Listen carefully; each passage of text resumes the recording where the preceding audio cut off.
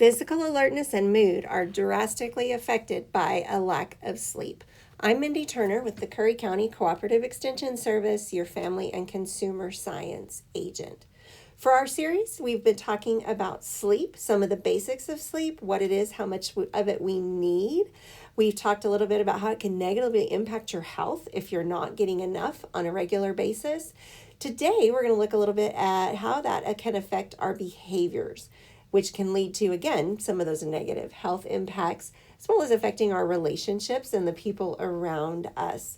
Next time, we'll look a little bit about how maybe we can improve some of the things that we're doing to maybe get better sleep and hopefully avoid some of the negative impact. I think we can all agree that our mood is drastically affected by not having enough sleep. The way we feel about other people, the way we feel about ourselves, all of that gets wrapped up in the fact that we're just tired. Body and our mind are not functioning the way they should. You know, when scientists research sleep and what we need, they find that sleep had a drastic effect on all of the functions of the mind and the body. So that means not only does it take a toll on our physical health in general, it affects our behavior and what we're doing out in the world. For instance, sleep affects how we eat. How we eat, what we eat, when we eat. Sleep deprivation has been shown to increase feelings of hunger. It affects a person's ability to just judge portion size. And basically, there are specific things that a lack of sleep can lead to. Poor nutrition leads to some of those health problems, just like we talked about. Poor nutrition leads to not being able to sleep as well. So we create this vicious cycle that all stems back to we need to get enough rest. Our body, our mind needs that sleep within the system that we have. So when we don't get enough sleep, there's increased appetite. There's increased caloric intake, right? Because we can't judge our portion sizes and we eat more. Typically, it's an extra 500 or more calories a day when we have not had enough sleep. There's decreased use and increased storage of food. So your body doesn't get to burn off that fat, and it starts to store it. So when we talked about lack of sleep can lead to obesity in a lot of cases. We start to use food as a way to cope. We just do mindless eating. Well, I'm tired, so if I eat this candy or I snack on these chips, that will keep me awake and keep me focused. That's not the best way to use nutrition for our body.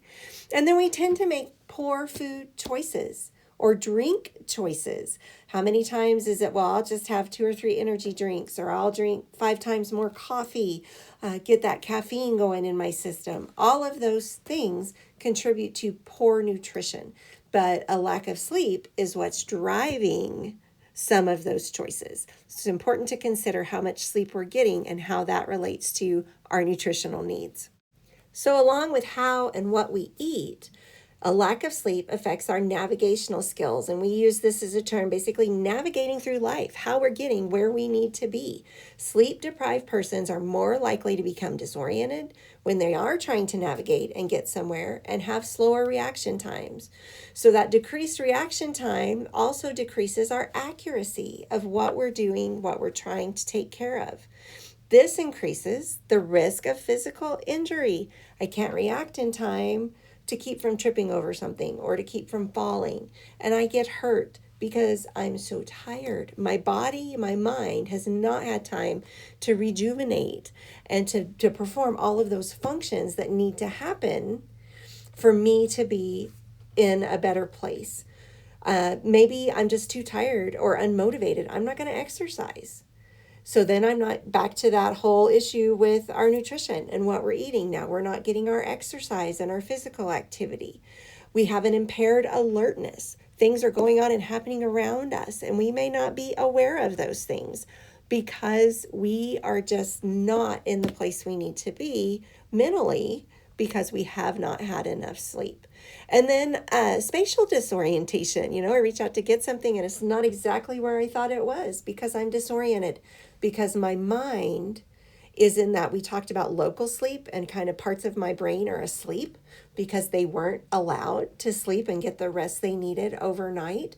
So that can create some significant issues. So it's important to remember as we try to navigate the world that getting that amount of sleep, which we talked about for older adults and elderly, it's going to be that 7 to 9 hours at night, is going to be an important part of keeping these skills going.